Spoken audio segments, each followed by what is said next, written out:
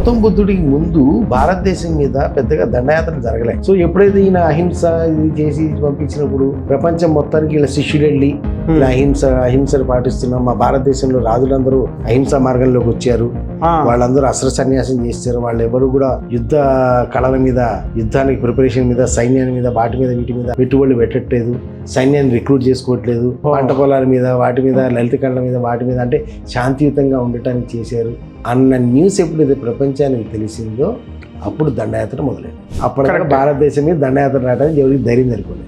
Passion గురించి చాలాసార్లు మాట్లాడారు. అసలు ప్యాషన్ అంటే ఏంటి? ప్యాషన్ ఎప్పుడు వస్తుంది? ప్యాషన్ అంటే మనకి ఇష్టమైన పని మనం చేసినప్పుడు వస్తుంది. కాదు దీని ప్యాషన్ డెఫినేషన్ నేను ఇంకొంచెం మారుస్తాను చూడండి. నేను చేసిన పని వల్ల అవతల వాడి జీవితంలో వాల్యూ యాడ్ అయిందన్న అక్నాలెడ్జ్మెంట్ నాకు తెలిసినప్పుడు ప్యాషన్ వస్తుంది. That is passion. అంటే నేను చేసిన పని వల్ల ఈ ప్రపంచంలో, ఈ సృష్టిలో ఇంతమంది జీవితాల్లో ఇంత మార్పు కలిగిందన్న మాట, అన్న విషయం నాకు రియలైజ్ అయినప్పుడు వచ్చే పవర్ ప్యాషన్. ఆ రియలైజేషన్ లేదనుకోండి ప్యాషన్ రాదు. అహింస పరమో ధర్మ. అహింస అనేది అన్నిటికంటే ఉత్తమమైన ధర్మము అనే చెప్పారు. కానీ దాని కింద రెండో లైన్ ని అందరూ కంఫర్టబుల్ గా మిస్ చేశారు. ఆ మొత్తం లైన్ ఏంటంటే అహింస పరమో ధర్మ, ధర్మహింస తదైవచ. అంటే అహింస ఉత్కృష్టమైన ధర్మం అయినప్పటికీ ధర్మ నిర్వహణార్థం నువ్వు చేసే హింస అంతకంటే ఉత్తమమైంది. ఇప్పుడు నేను చాలా మంచోడిని అన్న ప్రతివాడు నిజంగా మంచోడు కాదండి. అవకాశం రాక, అవకాశం వచ్చిన ధైర్యం చేయలేక మంచివాడుగా మిగిలిపోయాడు. Hi sir, welcome to our studio once again. Thank you. So ఈరోజు మనం అంటే 11th ఎపిసోడ్ చేసుకోబోతున్నాం. 10 ఎపిసోడ్లు సక్సెస్ఫుల్గా పూర్తయ్యాయి. ఇందులో ఒక టాపిక్ ఏంటి అంటే ఇది కొంచెం డిఫరెంట్ టాపిక్. అంటే మన ఛానల్లో కర్మ సిద్ధాంతం గురించి మనం చెప్పాము. అంటే కర్మ సిద్ధాంతం గురించి నాకు తెలియదు, బట్ ఏంటంటే ఓన్లీ కర్మ అండ్ మనీ దానికి రిలేట్ చేస్తూ కొన్ని వీడియోలు చేస్తే దానికి మంచి అద్భుతమైన రెస్పాన్స్ వచ్చింది. సో దానికి అది ఒకవైపు ఉంటే, దీంట్లో మీ నుంచి ఎక్స్పెక్ట్ చేసేది ఏంటంటే మీ థాట్ ప్రాసెస్లో అంటే నాకు కొన్ని కామెంట్స్ కూడా వచ్చాయన్నమాట. ఇప్పుడు మంచి కర్మ చేస్తే బాగా డబ్బులు వస్తాయి, చెడు కర్మ చేస్తే వాడికి మంచి జరగదు. సో మేము కూడా అంటే ఏంటంటే మీరు మంచి కర్మ చేసుకుంటూ పోండి, అది మీకు ఆటోమేటిక్గా ఒక కంపౌండింగ్ అయ్యి మీకు డబ్బులు వస్తాయి. చెడు కర్మ చేస్తే అది కూడా కంపౌండింగ్ అయ్యి మీరు లాస్ అవుతారు. లేదు వాడికి డబ్బు ఉంటుంది బట్ వాడికి సుఖం ఉండదు. సో ఇలా మేము కొన్ని చెప్తుంటాం అనమాట.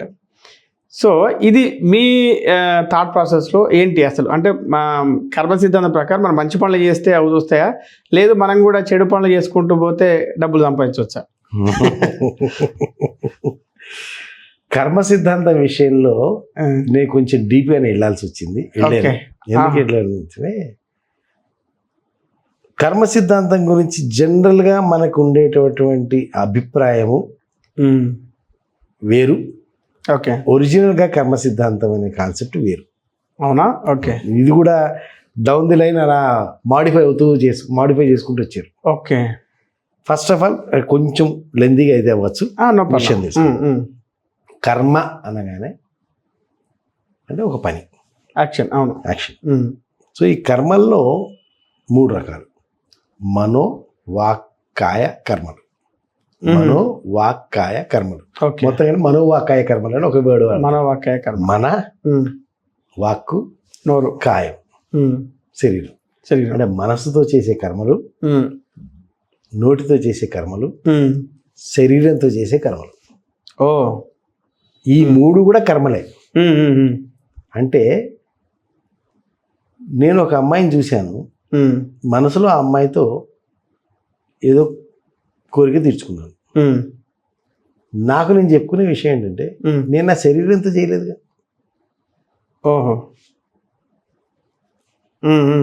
మనసుతో చేసేవి కదా, కర్మే. అవునా? ఇది కర్మే. Okay. It had added to your karma. లేదు, కొంతమంది బూతులు తిడతారు. అవును. ఇదే యాక్షన్ మనసులో ఫీల్ అయిందని నోటి ద్వారా అన్నా, అది కర్మే. ఆ తర్వాత శరీరంతో చేశా, అది కూడా కర్మే. ఓకే. మూడింటికి ఒకేలాంటి రిజల్ట్, డిఫరెంట్ కాదా? అంటే నువ్వు చంపటానికి, చంపాలనుకోవడానికి, చంపుతా అని చెప్పడానికి తేడా లేదు. అవునా? ఓకే. అంటే కర్మ సిద్ధాంతం చట్టపరంగా కాదు. చట్టపరంగా కదా? వీఆర్ నాట్ టాకింగ్ అబౌట్ చట్టపరంగా మాట్లాడలేదు, ప్రాపంచిక విషయాల్లో మాట్లాడలేదు. అవును. కర్మ గురించి మాట్లాడుతున్నాం, కర్మ గురించి మాత్రమే మాట్లాడుతున్నాం. ఓకే. మీరు మళ్ళీ కొత్త లాజిక్లు యాడ్ చేసుకోకండి. మళ్ళీ చట్ట ప్రకారం పోతే A1 A2 A3 A1 కి ఎక్కువ శిక్ష పడుతుంది, A3 తక్కువ శిక్ష పడుతుంది, కాబట్టి అది పక్కన పెట్టేది. ఓకే. ఇది దిస్ ఇస్ వన్. ఓకే. ఇంకోటి ఏంటంటే ఇదొక అపప్రథ జనాలకు ఉండేది. అవును. అంటే నేను చెయ్యలేదు కాబట్టి, ఫిజికల్ యాక్షన్ చేయలేదు కాబట్టి నేను మంచోడిని. అవును. చేయాలనుకున్నావు కదా, అయిపోయింది. నువ్వు అనుకున్నావంటే అక్కడ అయిపోయింది, నీ కర్మ అయిపోయినట్టే. రైట్. సో ఇదొక అపప్రద జనాలకు ఉండేది. రెండోది ఏంటంటే కర్మ అనగానే జనరల్గా మనం ఏం చేస్తారంటే యాక్షన్ని తీసుకుంటారు. యాక్షన్ తీసుకోవడం అంటే చిన్న ఎగ్జాంపుల్ ప్రతిసారి నేను చెప్పేది, ఒక మనిషి ఇంకో మనిషిని చంపడం దుష్కర్మ, సత్కర్మ. దుష్కర్మ as it is, as directly సింపుల్గా దుష్కర్మ. మరి ఓ 50 మందిని చంపిన వాడికి పరమవీర చక్ర బిరుదు ఎందుకు ఇస్తున్నారు? ఓ 10 మంది నక్సల్స్ని చంపిన వాడికి అవార్డులు, రివార్డులు, ప్రమోషన్ ఎందుకు ఇస్తున్నారు? చంపడమే కదా. అంటే దానికో ఇది ఉండాలేమో, కారణం ఉంటే. కర్మ అనేది నీ ఇంటెన్షన్ పై ఆధారపడి ఉంటుంది. ఓకే. నువ్వు మనిషిని ఒక కసితో చంపుతున్నావు కాబట్టి అది దుష్కర్మ అయింది. ఆ మనిషి బార్డర్ మీద దేశ రక్షణ ధర్మ నిర్వహణార్థం చంపుతున్నాడు. ఓకే. ధర్మ నిర్వహణార్థం చంపుతున్నాడు, తన ధర్మంగా చంపుతున్నాడు. డ్యూటీ, దేశాన్ని రక్షించడం తన డ్యూటీ, బార్డర్ని చేసేది తన డ్యూటీ. ఆ డ్యూటీలో భాగంగా చంపుతున్నాడు. మనిషిని చంపటం కోసం చంపట్లే. అవును. సో ఈ పోలీస్ అనే వ్యక్తి సమాజ రక్షణ కోసం చంపుతున్నాడు తన డ్యూటీని కాబట్టి. అవును. సో తన డ్యూటీలో భాగంగా చంపుతాడు. అంటే నీ కర్మ, నీ ధర్మ రక్షణ, నీ ధర్మం ఏదైతే ఉందో, నీ డ్యూటీ ఏదైతే ఉందో, ఆ డ్యూటీని నిర్వర్తించడం కోసం నువ్వు ఒక హింస చేయగలిగినా, చేసినా అది సత్కర్మే అవుతుంది. ఇప్పుడు గాంధీ గారు కొంచెం దాన్ని డివేట్ చేసినటువంటి కోర్టు గాంధీ గారి పేరు మీద చేశారు, గాంధీ గారు చేశారు మనకు తెలియదు. అహింసా పరమో ధర్మ. ఓకే. అహింసా పరమో ధర్మ. అహింస అనేది అన్నిటికంటే ఉత్తమమైన ధర్మము అనే చెప్పారు. కానీ దాని కింద రెండో లైన్ని అందరూ కంఫర్టబుల్గా మిస్ చేశారు. ఆ మొత్తం లైన్ ఏంటంటే అహింసా పరమో ధర్మ, ధర్మహింస తదైవచ. అంటే అహింస ఉత్కృష్టమైన ధర్మం అయినప్పటికీ ధర్మ నిర్వహణార్థం నువ్వు చేసే హింస అంతకంటే ఉత్తమమైంది. ఓకే. అంటే ఎదురుగా శత్రువు వస్తే అహింస అంటాం అనేది అవివేకం. అంతే. శత్రువుకి నీకు అహింస సూత్రాలు పనికిరావు. అవును. అక్కడ నీ ధర్మం నువ్వు బాట మీద నిలబడదు, నీ ధర్మాన్ని నువ్వు నిర్వర్తించాలి. ఆ ధర్మానికి నువ్వు హింస చేయాల్సి వస్తే చెయ్యాలి. అంటే ఎప్పుడు అఫెన్సివ్గా ఉంటే చాదకాని అన్నట్టే. అంతే. సో దట్ ఈస్ డిఫెన్సివ్ ఉండాలి. అందుకే మీకు అంటే ఒక కాంట్రవర్షియల్ కాన్సెప్ట్ ఒకటి ఉంది. గౌతమ్ బుద్ధుడికి ముందు భారతదేశం మీద పెద్దగా దండయాత్రలు జరగలే.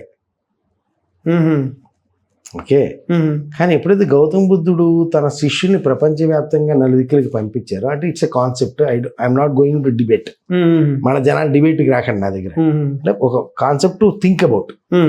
సో ఎప్పుడైతే ఈయన అహింస ఇది చేసి పంపించినప్పుడు ప్రపంచం మొత్తానికి ఇలా శిష్యుడు వెళ్ళి ఇలా అహింసను పాటిస్తున్నాం, మా భారతదేశంలో రాజులందరూ అహింసా మార్గంలోకి వచ్చారు, వాళ్ళందరూ అస్త్ర సన్యాసం చేస్తారు, వాళ్ళు ఎవరు కూడా యుద్ధ కళల మీద, యుద్ధానికి ప్రిపరేషన్ మీద, సైన్యాన్ని మీద, వీటి మీద పెట్టుబడులు పెట్టట్లేదు, సైన్యాన్ని రిక్రూట్ చేసుకోవట్లేదు, పంట పొలాల మీద, వాటి మీద, లలిత కళల మీద, వాటి మీద, అంటే శాంతియుతంగా ఉండటానికి చేశారు అన్న న్యూస్ ఎప్పుడైతే ప్రపంచానికి తెలిసిందో అప్పుడు దండయాత్ర మొదలైంది.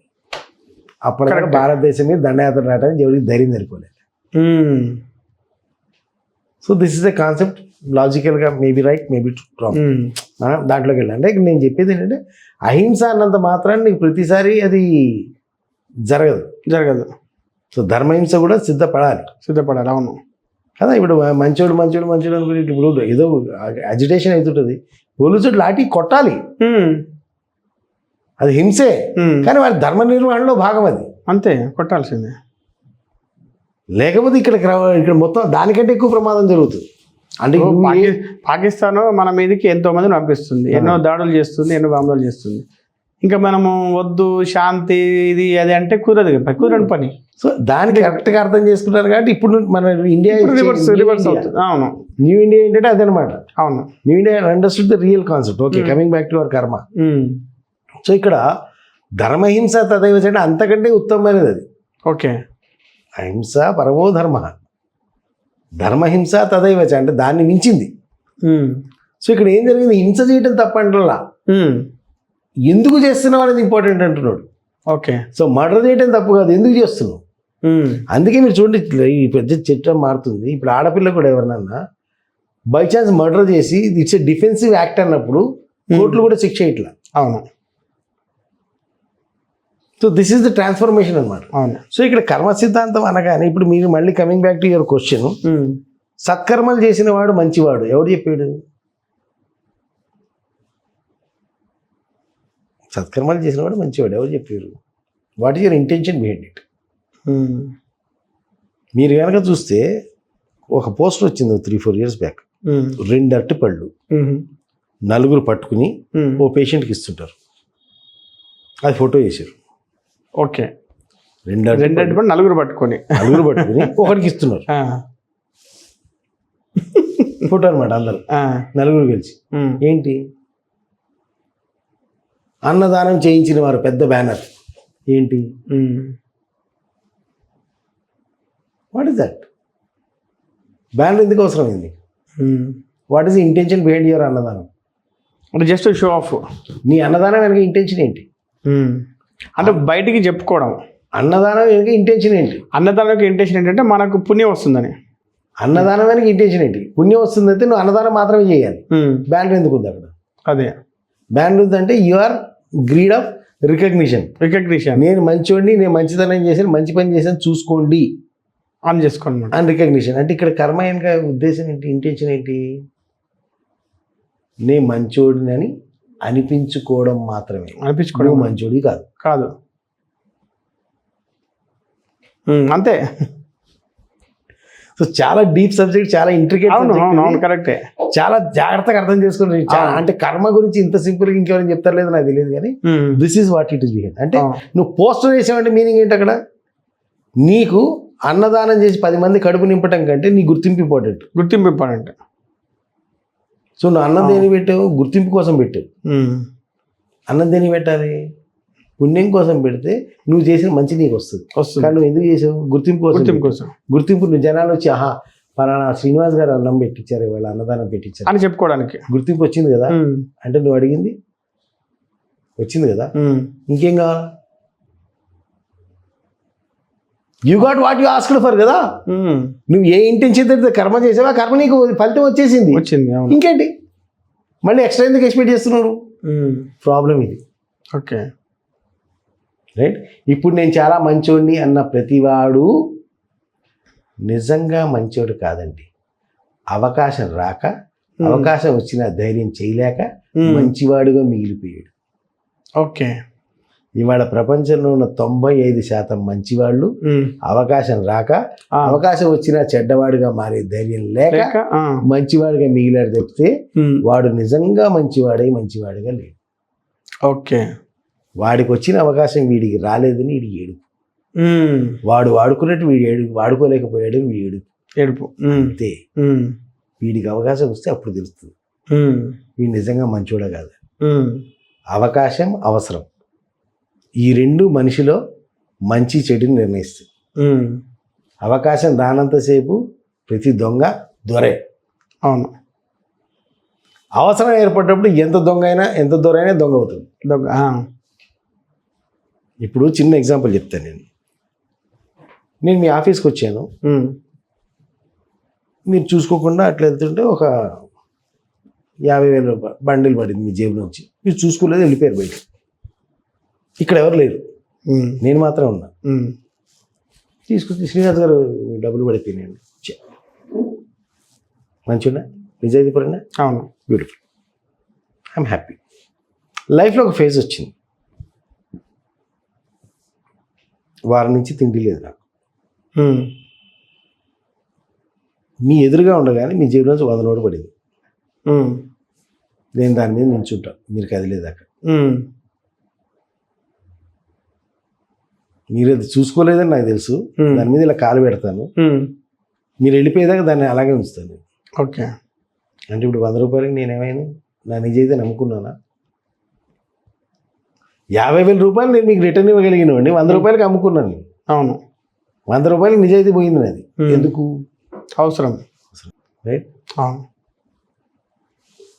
మీరు లేరు, మీ ఆఫీస్లోకి వచ్చాను, అక్కడ 50,000 రూపాయలు పెట్టుంది, అలా టేబుల్ మీద పెట్టింది. ఎవరు లేరు ఇక్కడ చూడటానికి, ఎవరు లేరు. నేను తీస్తే ఎవరికి తెలిసే అవకాశమే లేదు. తీస్తానా తీనా? తీయొచ్చు. అంటే అవకాశం వచ్చింది కాబట్టి నాలో దొంగ బయటకు వచ్చాడు, అవసరం ఏర్పడింది కాబట్టి దొంగ అయ్యాడు. ఓకే. అవును. రైట్. అవకాశం రాలేదనుకోండి, ఎంతకాలం నేను దొరనే కదా. అవును. దొరకనంత వరకు అందరూ దొరలే అంటారు కదా. నేను అవకాశం దొరకనంత వరకు దొరలే. అవకాశం దొరకనంత వరకు అందరూ దొరలే. సారీ. సో ఇక్కడ వీడు ఏడిపోయింది అంటే వాడికి అవకాశం దొరికింది. ఇప్పుడు మీరు అన్నట్టుగా some politician, some government officer, వాడు వీడు 100 కోట్లు సంపాదించి 2 కోట్లు 200 కోట్లు సంపాదించి, right, fine.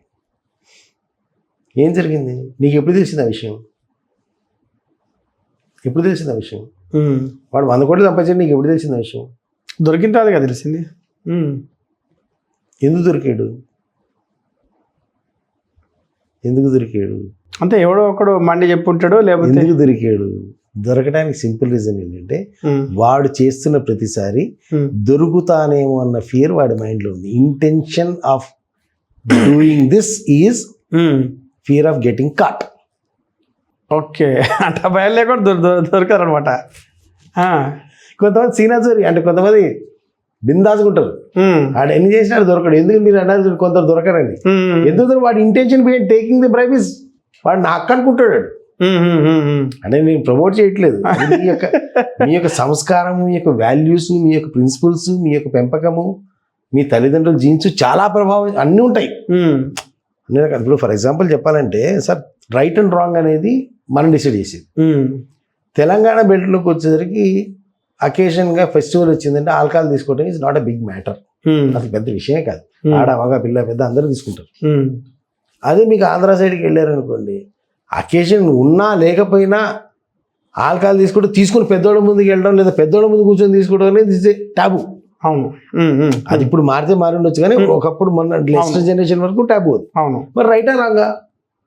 So right wrong కాదు ఇక్కడ. అంటే దేవుడు నిన్ను ఆల్కహాల్ తీసుకున్నందుకు శిక్షించడు, తీసుకున్నందుకు మెచ్చుకోడు. ఇప్పుడు నువ్వు తీసుకోలేదు, తాగితే బాగుండు అంటే నువ్వు తాగిన అకౌంట్లోకి వెళ్ళిపోయావు. Okay. It's a normal thing. అందరూ తీసుకుంటారు, ఇది మన కల్చర్, ఇది మన కల్చర్లో పార్ట్. సో నువ్వు తాగిన అకౌంట్లోకి వెళ్ళిపోతావు. తాగిన అకౌంట్లోకి వెళ్తాడు. వీడు తాగకపోయినా తాగిన వెళ్ళిపోతాడు. So this is what intention matters, it is not the action matters. Okay. ఏ ఇంటెన్షన్తో నువ్వు యాక్షన్ చేస్తున్నావు. ఇప్పుడు you have to be unkind when you have to be kind. అంటే ఎందుకని ఒక కాన్సెప్ట్ ఏమంటారు, బిచ్చగాళ్ళకి భిక్ష వేయకండి వాళ్ళు బాగుపడతారు అంటారు. సో భిక్ష వేయకపోవడం అనేది వెనక నీ ఇంటెన్షన్ ఏంటి? That impacts you. భిక్ష వేయటం వరకు నీ ఇంటెన్షన్ ఏంటి? That impacts. భిక్ష వేయటం కాదు, నువ్వు 20 రూపాయలు 10 రూపాయలు ఇచ్చావు, అది ఇంపాక్ట్ చూపించదు. ఏ ఇంటెన్షన్తో ఇస్తున్నావు అది ఇంపాక్ట్ చూపిస్తుంది. నీ ఈగో కోసం చూపిస్తున్నావా, అంటే నేను 10 రూపాయలు ఇంకోటికి ఇవ్వగలుగుతున్నా చూసుకో అని ఈగో కోసం ఇస్తున్నావా? ఆ ఈగో ఇంటెన్షన్తో ఇస్తున్నావా? లేకపోతే భగవంతుడు నాకు ఇన్ని ఇచ్చాడు, నా దగ్గర కలిగినంత వీళ్ళకి ఇస్తున్నాను అనే ఇంటెన్షన్తో ఇస్తున్నావా? లేదా భగవంతుడు వాళ్ళ డబ్బులు నా ద్వారా ఇస్తున్నాడు అనే ఇంటెన్షన్తో ఇస్తున్నావా? లేదా టిక్ టాక్ వీడియో మనం రీల్ షూట్ చేసి ఇన్స్టాగ్రామ్లో ఇస్తున్నాం. అవును. That matters. కర్మ అకార్డింగ్లీ యాక్ట్స్. అవును. కర్మ అకార్డింగ్లీ యాక్ట్స్. ఓకే, ఇది ఒక లెక్క. రెండో లెక్క, ఇంకా మూడో పాయింట్, చాలా ఇంపార్టెంట్ పాయింట్ కర్మ సిద్ధాంతంలో. People will love it. అంటే కర్మ గురించి క్లారిటీ లేని వాళ్ళకి ఇది చాలా లవ్ వస్తుంది. కృష్ణుడు ఏమంటాడు భగవద్గీతలో, కర్మణ్యేవాధికారస్తే మా ఫలేషు కదాచన అంటే ఏమంటాడు, కర్మల ఎందే నీకు అధికారం కలగదు కానీ ఫలితమునందు నీకు అధికారం లేదు అంటాడు. అవును, అవునా? అందరు కానీ జనరల్గా 99.9% జనాల కేటగిరీస్ అనుకుంది ఏంటంటే, ఇప్పుడు నాతో చాలాసార్లు వాదన చేయడు ఒక ఫ్రెండ్ కూడా, ఒకరుడు వాదించాడు, ఆ కర్మ ఎందు నీకు అధికారం లేదంటే అది ఫలితం అనేది అధికారం లేదు, ఫలితం అనే ఇంటెన్షన్ లేకపోతే కర్మ చేయం కదా అంటాడు. నాకు ఇది కావాలి అనే ఇంటెన్షన్ లేకపోతే నేను యాక్షన్ చేయను కదా. అవును, కరెక్టే. కానీ ఈ ఇంటెన్షనే ఉండొద్దంటే ఈ యాక్షన్ ఎట్లా? దీని మోటివేషనే లేదు కదా. అవును. Then how come Krishna is wrong అంటాడు. దెన్ ఐ మేడ్ అంటే ఇది ఈ కైండ్ క్వశ్చన్ ఎందుకన్నా అంటే ఆడియన్స్లో కూడా చాలా మందికి ఉంటుంది. అవునవునవును. ఫలితం ఉన్నందు నాకు అధికారం లేనప్పుడు నేను కర్మ ఎందుకు చేయాలి? అంతే కదా. చేసి పక్కోడికి ఇచ్చేటట్టయితే, చేసి కృష్ణుడికి ఇచ్చేసేటట్టయితే నేను ఎందుకు చేయాలి? That is totally misunderstood concept, totally misperceived. అంటే తప్పుగా అర్థం చేయబడిన మ్యాజిక్ ఏంటంటే పెద్ద పెద్ద కొంతమంది ప్రవచనకర్తలు కూడా ఇదే భ్రమలో ఉన్నారు. ఓకే. కృష్ణుడు అన్నది ఏంటంటే, అరే నాయన నువ్వు యాక్షన్ చెయ్యి, ఫలితం వస్తుంది కదా, ఫలితం నాకు వదిలిపెట్టు, ఫలితం నాకు వదిలిపెట్టాలే, ఫలితం ఎలా ఇవ్వాలనేది నాకు వదిలిపెట్టు, give it to my choice. ఎందుకు అంటే at any given point of time నీ లైఫ్లో నీ దృష్టిలో ఒకటి ఉండొచ్చు, కానీ ఆ కోరిక ఒకటి ఉండొచ్చు, కానీ ఆ పాయింట్ ఆఫ్ టైంలో నీ అవసరం ఇంకోటి ఉండొచ్చు. Like let us say for suppose మీరు ఒక యాక్షన్ చేస్తారు, దాని ఫలితంగా నాకు 10 లక్షలు కావాలనుకుంటారు, కానీ మీ ఫ్యూచర్ ఫేజ్ ఆఫ్ లైఫ్లో మీరు ఇగ్నోర్ చేస్తున్నట్టు, మీరు ఇగ్నోర్ చేస్తుంది ఆ పాయింట్ ఆఫ్ టైంలో మీ రిలేషన్స్ డిస్టర్బ్ ఉండొచ్చు, ఓకే, మీ హెల్త్ డిస్టర్బెన్స్ ఉండొచ్చు, లేదా మీ రెప్యుటేషన్కు డ్యామేజ్ జరిగే అవకాశం ఉండొచ్చు, లేదా మీకు ఇంకేదైనా పెద్ద ప్రమాదం జరిగే అవకాశం ఉండొచ్చు. ఓకే. అంటే ఆ పాయింట్ ఆఫ్ టైంలో మీకు ఏదైనా డిఫరెంట్ వేరే ఏరియాలో ఉండొచ్చు. ఉన్నప్పుడు కృష్ణుడు అనే యూనివర్స్ ఏం చేస్తాడంటే, ఈ 10 లక్షల రూపాయల మనీ రూపంలో నువ్వు అడుగుతున్నావు, కానీ ఆ 10 లక్షల రూపాయల మనీ రూపంలో ఉన్న దాన్ని కన్వర్ట్ చేసి ఆ టైంలో నీకు ఏది అవసరమో అది ఇస్తాడు. ఓకే. ఓకే. సో ఆ టైం నీ రిలేషన్స్ డిస్టర్బెన్స్ ఉన్నాయనుకోండి, ఈ 10 లక్షల డబ్బులు రావు, రిలేషన్స్ మెండ్ అవుతాయి. Okay. Because you need that at that point of time. మన హోలిస్టిక్ లైఫ్ ఏదైతే జీవించాలో అప్పుడు నీకు అది కావాలి. లేదు, నీకు ఒక యాక్సిడెంట్ జరిగి నీకు ప్రమాదం జరిగే అవకాశం ఉంది, కాలో చెయ్యో పోవాలి, అది చిన్న బెణుకుతోటో చిన్న గీక్కొని పోవడంతో అవును క్లియర్ అవుతుంది. లేదు, నీకు ఇంకేదన్నా ఒక ఏమంటుందని ఒక బిజినెస్ ఆపర్చునిటీ కావాలి, అది ఆపర్చునిటీ రూపంలో వస్తుంది. లేదు, నీకు అనారోగ్యం చేసే అవకాశం ఉంది, హాస్పిటలైజ్ అయ్యే అవకాశం ఉంది, ఆ హాస్పిటల్లో పోయి నువ్వు అటే పోవాలా, ఆ చిన్న గాయంతో, చిన్న ప్రమాదం, చిన్న ఇల్నెస్ తోటి. అంటే ఏం చేస్తున్నాడు, నువ్వు ఇచ్చిన కర్మ నాకెందుకు రా నాయన, నేను నీకు ఇస్తా, కానీ ఏ ఏరియాలు ఇవ్వాలో నన్ను డిసైడ్ చేయని. సో నువ్వు అడిగావు అనుకో, నీ కంటికి కనిపించింది అవసరాన్ని అడుగుతావు, కోరికను అడుగుతావు నువ్వు. మీరు అంటుంటే నాకు ఒకటి గుర్తుకొచ్చింది sir, sorry to disturb you. అంటే గుడికి వెళ్తుంటాం కదా, నేను ఫ్యామిలీతో వెళ్తుంటాం కదా, మా మదర్తో వచ్చిన పంచాయతీ ఏంటంటే ఏం కోరుకున్నా, నేనేం కోరుకున్నామా, దేవుడు నాకు మంచి జరిగేటట్టు చూడు, అంటే నెక్స్ట్ నాకు ఏది అవసరం అదే చేయడం. ఇప్పుడు కొంతమంది ఎలా ఉంటారంటే, ఈ పర్టికులర్గా స్టూడెంట్స్ కావండి, ఇప్పుడు ఎగ్జామ్స్ రాస్తుంటారు కదా సార్, కాంపిటేటివ్ ఎగ్జామ్స్, దేవుడా నేను ఇప్పుడు ఈ ఎగ్జామ్ రాస్తున్నా, ఏది Group 4 రాస్తున్నా, నేను అది పాస్ అయ్యేటట్టు చూడంటాడు. కానీ వీరి టాలెంట్ Group 1 కూడా కొట్టచ్చు, అప్పుడు Group 4 ఇవ్వడు, అప్పుడు గాడ్ Group 4 ఇవ్వడు. ఒకడేం చేస్తాడు, Group 4 ఇవ్వలేదు నాకు 1 ఏమి ఇస్తాడని చెప్పి డిస్కరేజ్ అవుతాడు. అక్కడ భగవద్గీత నేను నేర్చుకోమని చెప్పేది. అందుకని కృష్ణుడు నేను కూడా ఇప్పుడు దేవుడు అన్నప్పుడు పర్టికులర్గా ఇప్పుడు రేపు ఒక అంటే ఇప్పుడు కొంతమంది అంటారు, మా పాపకు ఈ కాలేజీలో సీట్ రావాలి అని కోరుకుంటారనమాట. దానికి ఓ చిలుకూరెల్లో ఏదో వెళ్ళి 16 చుట్లో 11 చుట్లో తిరిగితే అంటుంటారు. బట్ అక్కడ I tell you real time example, mind blowing అని. అంటే కర్మ సిద్ధాంతం గురించి నాకు తెలిసినా కానీ కళ్ళారా చూడటం అనేది నాకు మైండ్ బ్లోయింగ్ అనిపించింది. ఓకే. మహబూబ్ నగర్లో ఒక ఇంజనీరింగ్ కాలేజ్, అందులో ఒక ల్యాబ్ అసిస్టెంట్ ఉన్నాడు, ఒక ఆయన చాలా హార్డ్ వర్కరు. వాళ్ళ హెచ్ఓడీస్ కూడా చేయరు, సిన్సియర్గా ఒక 10-15 సంవత్సరాలుగా అదే కాలేజీలో పనిచేస్తారు. ఓకే. కానీ ఆయనకు ఒక కంప్లైంట్ ఏంటంటే, నేను అక్కడ క్లాసులు తీసుకోవడానికి వెళ్ళేవాడిని, ఆయనకు ఎవరు పట్టుకొచ్చారు, అరే సార్ ఈయన కంప్లైంట్ ఏంటో చూడండి సార్. ఏంటి సార్ అని చెప్పి, గత కొన్ని సంవత్సరాలుగా చేస్తున్నాను నేను, నా జీతం పట్టుకు పెరగట్లేదు, నాకు ప్రమోషన్ రావట్లేదు. ఓకే. జీతం పెరగట్లేదు, ప్రమోషన్ రావట్లేదు. So I'm doing work for nothing. అంటే నాకు ఎక్కడా కూడా నా శ్రమకు తగిన ఫలితం కనపట్లేదు. కానీ నేను హార్డ్ వర్క్ చేస్తున్నాను. Which head others also claimed, others also accept. అవును సార్, చాలా బాగా కష్టపడుతున్నాడు. రైట్. నేను సార్ ఆ రోజు ఇదే ఎక్స్ప్లెయిన్ చేశాను. ఓకే. సో ఇక్కడ మీరేంటి, నాకు ఇంక్రిమెంట్ కావాలి, ప్రమోషన్ కావాలని కోరుకుంటున్నారు. దేవుడు మీ కోరిక కాదు, మీ అవసరాన్ని తీరుస్తున్నాడు. ఆ అవసరం మీకు తీరిన రోజున, అరే నేను ఇది ఇవ్వకపోవడమే మంచిదేని దేవుడు అని కళ్ళనీళ్ళతో ఆనందిస్తారు మీరు అన్న. కరెక్ట్ అన్న అంటే అది ఎట్లా సార్ అన్న. సరే వదిలేయండి అన్న, అయిపోయింది. 3 నెలల తర్వాత మళ్ళీ వెళ్ళా. 3 నెలల తర్వాత మళ్ళీ వెళ్తే పరిగెత్తుకొచ్చాడు. ఎక్కడి నుంచి చూసాడు తెలియదు, నేను గేట్లో ఎంటర్ కాగా పరిగెత్తుకొచ్చి కావలించుకుని ఏడ్చేస్తున్నాడు. ఏమైంది సార్ అన్న. సార్ మీరు చెప్పిన మాట నాకు అర్థం కాలేదు ఆ రోజున, ఈ రోజున అర్థమైంది సార్. ఏమైంది సార్ అన్న. అప్పుడు ఆయన క్లియర్గా డీటెయిల్ చెప్పుకొచ్చింది. వాళ్ళ పాప పాలిటెక్నిక్ చదువుతుంది. పాలిటెక్నిక్ చదువుతూ ఫైనల్ ఇయర్లో ఉండగా క్యాంపస్ ప్లేస్మెంట్స్లో హైదరాబాద్ మెట్రోలో జాబ్ వచ్చింది అమ్మాయి. ఓకే. హైదరాబాద్ మెట్రోలో జాబ్ వచ్చింది. అమ్మాయి జాబ్ చేస్తుంది. ఓకే. కొడుకు కూడా బిఎస్ఎన్ఎల్ ఎక్కడో జాబ్ వచ్చింది. తర్వాత అబ్బాయి కూడా metro shifted. That's different story. కానీ ఆ ఎపిసోడ్ ఏంటంటే అయిన తర్వాత మెట్రో స్టార్ట్ అయింది. మెట్రో స్టార్ట్ అయినప్పుడు మోడీ గారు వచ్చి జెండా ఊపారు. అవును. So metro train had started.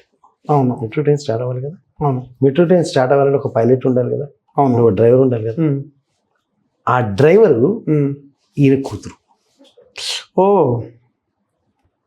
So ఆ అమ్మాయి పేరు వెన్నెల. నెక్స్ట్ డే పేజ్లో నరేంద్ర మోడీ ఉన్నాడు కాబట్టి మొత్తం విరబూసిన వెన్నెల అని చెప్పి మహబూబ్ నగర్ ఎడిషన్లో. ఆ తర్వాత 1 month daughter and father are busy including their college with all channels facilitation, గౌరవం. ఊళ్ళో నడుస్తుంటే మన ఆ పిల్ల ఫాదర్ సిఏ చైర్మన్ దగ్గర అయితే ఇంక్రిమెంట్ కావాలనుకో, ఆ చైర్మన్ స్టేజ్ మీద పిలిచి సన్మానం ఇచ్చి, మన స్టాఫ్ మెంబర్ యొక్క డాక్టర్ ఇంత పెద్ద achievement, it's an achievement. Hyderabad metro ఉన్నంత కాలం అమ్మాయి పేరు ఉంటుంది, రికార్డ్స్ లో ఉండిపోతుంది, చిరస్థాయిగా ఉండిపోతుంది. మీరు అడిగిన ఇంక్రిమెంట్ ప్రమోషన్ వస్తే బాగుండేదా, ఇదే బాగుందా సార్? సార్ ఎన్ని కోట్లు ఇస్తే మటుకు ఇంత ఆనందం దక్కుతుంది సార్? అవును. ఎన్ని కోట్లు ఇస్తే, ఇప్పుడు హైదరాబాద్ మెట్రో ఉన్నంత కాలం వాళ్ళ పాప వెన్నెల పేరు ఉంటుంది, ఫస్ట్ డాటర్ ఆఫ్ ఈయన పేరు ఉంటుంది. That is lord Krishna's magic. Lord Krishna అనే కర్మ సిద్ధాంతం యొక్క ఫలితం అది, కర్మ ఫలం అది. సో కర్మఫలం నీ యొక్క 10-15 సంవత్సరాలు కర్మ చేశాను ఫలం ఏది అన్నావు. ఎన్ని లక్షల కోట్లు ఇస్తే ఈ ఫలం వస్తుంది. అవును. ఇంకోటి మీరు స్టార్టింగ్లో చెప్పారు కదా, ఇంటెన్షన్ అన్నారు కదా, ఏది అదే ఒక అమ్మాయిని చూసి వాడు అనుకోవడం అన్నారు కదా. ఇప్పుడు ఏమైందంటే, అంటే కొన్ని ఎగ్జాంపుల్ చెప్తాను. అంటే నిజంగా జరిగింది ఇదనమాట. ఇది ఒక వ్యక్తి ఏంటంటే సార్, గవర్నమెంట్ జాబ్ వచ్చింది అతనికి. గవర్నమెంట్ జాబు అతను ఏంటంటే చాలా శ్రద్ధగా, చాలా ఫోకస్ పెట్టి గవర్నమెంట్ జాబ్ కొట్టాలి అని చెప్పేసి, ఎట్లయినా అని చెప్పేసి ఒక స్ట్రగుల్ అయ్యి గవర్నమెంట్ జాబ్ తెచ్చుకున్నాడు. తెచ్చుకున్న తర్వాత ఏమైందంటే, ఆయన జాబు ఒక ఇది అంటే మనం అంటారు గెజిటెడ్ అంటారు కదా. సో గెజిటెడ్ జాబ్ వచ్చింది, లంచాలు బాగా వస్తున్నాయి, బాగా డబ్బులు సంపాదిస్తున్నాడు. అంటే ఆయన గవర్నమెంట్ జాబ్ కొట్టింది లంచాల కోసం కాదు. ఈయన గవర్నమెంట్ జాబ్ ఈయన నిజంగా ఇంట్రెస్ట్గానే చదివి పాస్ అయ్యి, అది బై ప్రోడక్ట్ వస్తుంది. సరే, అదొక విషయం. అది మంచి పైన చెడ్డ పైన తర్వాత విషయం, అదొకటి. నెంబర్ 2, ఇంకొక కేసు. ఒక అబ్బాయి సేమ్ గవర్నమెంట్ జాబు, అతనికి ఆ గవర్నమెంట్ జాబ్ రావడం వల్ల 2 కోట్ల కట్నం వచ్చింది, పెళ్లి చేసుకున్నాడు. ఇక్కడ 2 అయిపోయింది. సో ఇక థర్డ్ పర్సన్ ఏమనుకోండి అంటే, నేను కొడితే టాప్ కాలేజీలో చదువుకున్నాడు, క్యాంపస్లో జాబ్ వచ్చింది కానీ పోలేదు. ఎందుకు అంటే ఈ టైంలో ఈ రెండు చూశాడుగా. ఒకటి, నేను గవర్నమెంట్ జాబ్ కొట్టాలి. ఎందుకు? నెంబర్ 1 ఇటు ఈ డబ్బులు రావాలి. నెంబర్ 2 కొడితే 2 కోట్లు లైఫ్ టైం ఎండింగ్ ఒకేసారి వచ్చేస్తుంది. సో ఈ ఇంటెన్షన్తోనూ చదవడం స్టార్ట్ చేశాడు. రాదు అని నాకు తెలుసు, జాబ్ రాదు. నేను అదే టైంలో చెప్పాను అనమాట, దానికోసం పోతే రాదు. ప్యాషన్ సర్వీస్తో పోతే జాబ్ వస్తుంది. రాదు. 99% of the people competitive exam రాలేదు. 4 సంవత్సరాలు అయింది ఇంకా రాలేదు. కాంపిటేటివ్ ఎగ్జామ్లో ఉన్న వాళ్ళకి రాకపోవడానికి కారణం అంటే వాళ్ళ ఇంటెన్షన్ ఇది సెకండరీ. ఫస్ట్ అంతకంటే ముందు ఏంటి, కూర్చొని తినొచ్చు. అంటే your intention to work is to SIT. So అది చేయకపోయినా డబ్బులు వస్తాయి. అంటే ఇప్పుడు యూనివర్సిటీ నీకు ఏం కావాలి, కూర్చోవడం కావాలి. So it will make you to sit. అంతే. సో నువ్వేమడిగా నాకు జాబ్ వచ్చి సిట్ అవ్వాలి. సో యూనివర్స్ ఏమంటది, జాబ్ పనిచేసేవాడికి కావాలి. నీ intention sitting. So without the job I will make you sit. అంతే. You got what you want. అవును. సో ఇక్కడ పాయింట్ ఏంటంటే, ఇది కర్మ సిద్ధాంతం మంచివాడా చెడ్డవాడా, ఇదే అదా అదే. This is the simplest form of karma సిద్ధాంతం గురించి ఇంతకంటే సింపుల్గా ఎక్స్ప్లెయిన్ చేయటం కష్టం. అంటే ఇప్పుడు ఏంటంటే దీన్ని బట్టి మనం అర్థం చేసుకోవాల్సింది ఏంటి అంటే, ఇప్పుడు అంటారు నేను మంచివాడిని, నేను మంచి కర్మలు చేస్తున్నా కానీ నాకు ఇది దక్కట్లేదు అంటే, దక్కుతుంది కానీ అది ఏదో ఒక రూపంలో దక్కుతుంది. బట్ ఈయన ఇంటెన్షన్ ఏంటంటే, అదే గ్రూప్ 4 జాబ్ కావాలి. నీకు అక్కడ గ్రూప్ 1 వచ్చినా కూడా తెలియట్లేదు వెనకాల. అంటే గ్రూప్ 1 ఈక్వల్గా ఏదో పని జరుగుతుందో తెలియట్లేదు. అంతే. లేదు అక్కడ అది ప్రాసెస్లో ఉంది, అది నువ్వు గుర్తించట్లేదు. అంతే కదా. వి డిస్కనెక్ట్ ఇట్. అంతే. గ్రూప్ 4 ఇవ్వలేదు కానీ దేవుడు నన్ను చూడట్లేదు, యాక్షన్ ఆపేస్తాడు వీడు. ఆపేస్తాడా? సో గ్రూప్ 1 వచ్చేది రాదు. ఏదో మన ఏదో సినిమాలో కూడా అంటాడు కదా, ఈయన నేను అడుగుతుంటే ఇవ్వట్లేదు అంటారా, నువ్వు గ్రూప్ 4 స్థాయి కదా, నేను గ్రూప్ 1 కొట్టరా జాబ్ ఎగ్జామ్, కనీసం ఎగ్జామ్ రాయరా గ్రూప్ 1 అంటారు కదా. ఇంకోటి ఏదో ఏంటంటే వాడు ఎగ్జామే రాయాడు, అది నువ్వు ఎగ్జామ్ రాయకుండా ఎలా ఇస్తా జాబ్ అని అంటాడు అనమాట. So that is the way lot of people are having confusion. కర్మ సిద్ధాంతంలో చాలా కన్ఫ్యూజన్స్. అవును. సో నేను కొంచెం డీప్ వెళ్ళి కన్ఫ్యూజన్ నాకు కూడా డీప్ వెళ్ళాను. So this is the simplest form of. అంటే ఇంకొకటి కూడా చూశాను సార్ నేను, అంటే ఈ ఇన్సూరెన్స్లో కానీ మ్యూచువల్ ఫండ్స్లో కానీ కొంతమంది ఉంటారు సార్. ఎలా ఉంటారంటే వాడి ఇంటెన్షన్ ఏంటి అంటే only to get the commission, more commission. అంటే ఎక్కువ కమిషన్ వచ్చే ప్రోడక్ట్ అమ్మడం, సర్వీస్ ఇవ్వడం కాదు. అంటే నేను అంటే నా సాటిస్ఫాక్షన్ కోసం, నా ప్యాషన్తో కెరీర్ పోతుంది. సో వీళ్ళు నేను ప్యాషన్తో ఒక పని చేస్తాను, వీళ్ళకు సర్వీస్ చేద్దామనే మోటో లేని వారిని నేను చూశాను. Sir what is passion? Business కావట్లేదు సార్. మీరు ప్యాషన్ గురించి చాలా సార్లు మాట్లాడారు. అసలు ప్యాషన్ అంటే ఏంటి? ప్యాషన్ ఎప్పుడు వస్తుంది? ప్యాషన్ అంటే మనకి ఇష్టమైన పని మనం చేసినప్పుడు వస్తుంది. కాదు. దీని ప్యాషన్ డెఫినేషన్ నేను ఇంకొంచెం మారుస్తాను చూడండి. నేను చేసిన పని వల్ల అవతల వాడి జీవితంలో వాల్యూ యాడ్ అయిందన్న అక్నాలెడ్జ్మెంట్ నాకు తెలిసినప్పుడు ప్యాషన్ వస్తుంది. That is passion. అంటే నేను చేసిన పని వల్ల ఈ ప్రపంచంలో, ఈ సృష్టిలో ఇంతమంది జీవితాల్లో ఇంత మార్పు కలిగిందన్న మాట, అన్న విషయం నాకు రియలైజ్ అయినప్పుడు వచ్చే పవర్ ప్యాషన్. అవును. ఆ రియలైజేషన్ లేదనుకోండి ప్యాషన్ రాదు. ఇప్పుడు అదే అడుగుతుంటారు సార్, నాకు బిజినెస్ కాదు, నేను ఇది చేయనంటే, అక్కడ నువ్వు అంటగట్టే పాలసీలు ఏంటి, నువ్వు చేసే పని ఏంటి అనేది తెలుస్తూనే ఉంటుంది సార్ అక్కడ. యూనివర్స్ ఆల్వేస్ వాచింగ్ కదా సార్. అవును. ఇంకోటి మీకు ఇంకో విషయం చెప్తాను సార్ తమాషాగా. అంటే మీరు ఒక చిన్న షాక్ తోటి ఈ వీడియో క్లోజ్ చేద్దాం, తర్వాత కంటిన్యూ చేయగలరు. అవును. ఈ actions, positive negative actions calculate అవుతాయి. అవును. ఎక్కడో ఎవరో ఉన్నారు, ఆయన అకౌంట్స్ రాస్తుంటారు, బ్యాలెన్స్ షీట్ రాస్తుంటారు. తర్వాత పాపపుణ్యాలన్నీ లెక్క వేయబడతాయి. ఎవరు? చిత్రగుప్తుడు అనగా గుప్తముగా చిత్రములు తీసుకునేవాడు. గుప్తముగా సీక్రెట్ గా పిక్చర్ కట్ చేసేవాడు. అంటే ఏంటి, నువ్వు ఎవరి నుంచైనా తప్పించుకోవచ్చు కానీ ఆయన తప్పించుకోలేవు. నువ్వు కళ్ళు మూసుకున్నా కానీ నీ యాక్షన్ దాంట్లో రికార్డులోకి వెళ్ళిపోతాయి. అంటే ఎవరు చూడలేదు, ఈవెన్ నువ్వు కూడా చూడకుండా కళ్ళు మూసుకున్నా కానీ అది యాక్షన్లోకి, అది రికార్డ్స్లోకి వెళ్ళిపోతాయి అంటారు కదా. Because Chitragupta is a imaginary character created by our ancestor, మన పూర్వీకుల చేత, అంటే ఒక ఊహాత్మకమైన క్యారెక్టర్, అంటే ఏమంటారు దాన్ని, పాత్ర, ఊహాత్మకమైన పాత్ర. ఆ పాత్ర సైంటిఫిక్గా సబ్ కాన్షియస్ మైండ్. ఓ అవును, చెక్. మీకు తెలిసి మీ చరిత్రలో మీకు చదువుకున్న పురాణాల్లో చిత్రగుప్తుడి క్యారెక్టర్స్ ఏవేవైతే ఉన్నాయో అవన్నీ సబ్ కాన్షియస్లో ఉంటాయి. Finished. Correct. Exactly sir. Period. అంటే ఏంటి, నువ్వు కళ్ళు మూసుకున్నా నీ కాన్షియస్కి అయితే తెలుసు కదా నువ్వు చేస్తున్నావు అని. ఎగ్జాక్ట్లీ. ఏం చేస్తున్నావో తెలుసు, ఏ ఇంటెన్షన్తో చేస్తున్నావో తెలుసు. That is gap. That is Chitragupta. అవునవును. అంటే ప్రతి ఒక్కడి సబ్ కాన్షియస్ చిత్రగుప్తుడు ఉన్నాడు.